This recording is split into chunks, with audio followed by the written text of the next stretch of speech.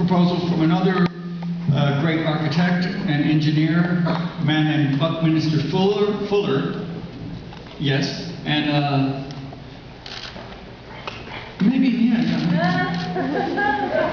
He's talking to me. This is a rendering by Buckminster Fuller, and it shows his proposal for Harlem, a neighborhood in New York. And he proposed that the residents move into giant cooling towers. And this never got built, thank God.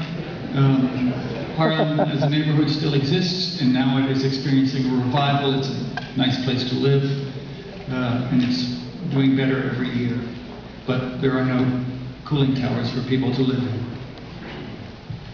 This is the most famous and maybe the most influential of these proposals that were done in the early part of the 20th century. This is it was called the Radiant City, and it was proposed by the architect Corbusier. And similar to the others, he imagined that everyone would live in 12 towers, and they would be separated by highways and large areas of grass. And he was quoted as saying, "We must kill the streets." The streets, for him and many others at that period, were just too chaotic. They didn't like this kind of chaos. You couldn't control it. There was no order there.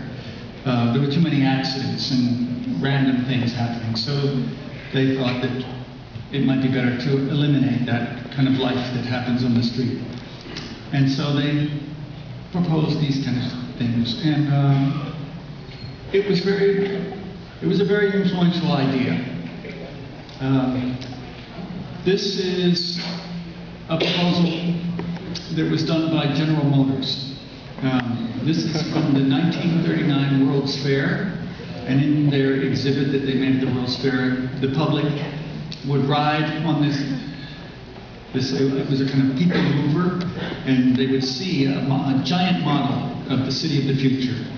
And the city of the future, of course, had many, many lanes for cars, and again, not much possibility for human interaction. But it was very, very good for cars. Of course, General Motors made cars, and so this was not so much of a surprise. General Motors was also the biggest company in the whole world.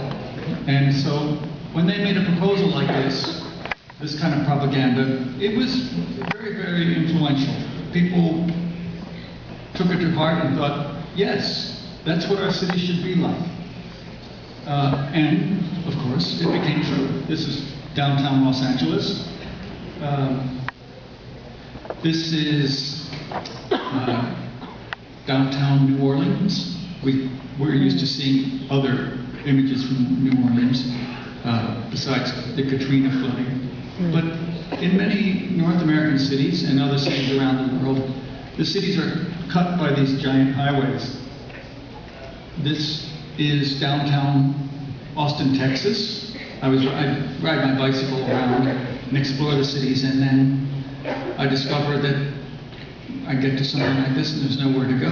So I have to turn around and go back. This is downtown Houston, Texas at 11 o'clock in the morning on a weekday, a work day. There are maybe 4 people on the street. And I looked around the corner, there was some more people around the corner, and those were the smokers.